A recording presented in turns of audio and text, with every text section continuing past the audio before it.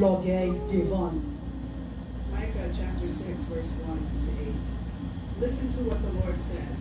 Stand up, plead my case before the mountains. Let the hills hear what you have to say. Hear, you mountains, the Lord's accusation. Listen, you everlasting foundations of the earth. For the Lord has a case against his people. He is lodging a charge against Israel. My people, what have I done to you? How have I burdened you?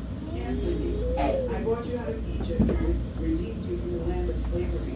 I sent Moses to lead you, also Aaron and Miriam. My people, remember when Balak, king of Moab, plotted with Balaam, son of Beor, answered. Remember your journey from Shittim to Gilgal, that you may know the righteous acts of the Lord.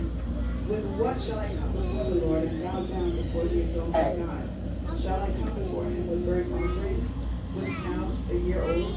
Will the Lord be pleased with 1,000 of rams, with 10,000 rivers of olive oil?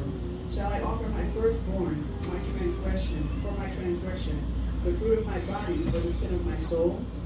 He has shown you, O mortal, what is good. And what does the Lord require of you?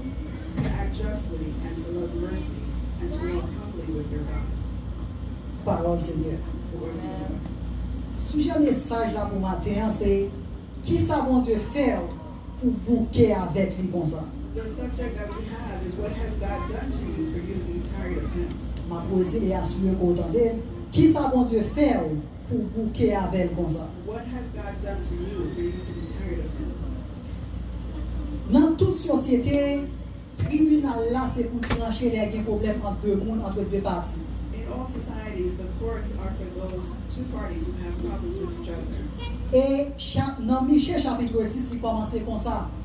Pour dire que bon Dieu les peuple Israël là devant traîner peuple Israël là devant le tribunal. And in Micah chapter 6, it tells us that the Lord has brought a case against Israel.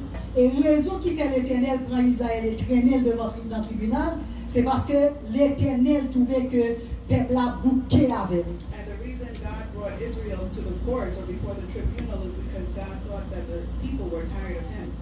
Donc, ou même t'attendez là, sans doute, pour poser des questions, mais qui ça peuple a fait faire bon Dieu pour bon Dieu bouquer avec lui, pour faire bon Dieu sentir que le peuple a bouqué avec lui comme ça. You who are listening may be asking yourself the question, what do the people do that God felt that he was tired of, that they were tired of him?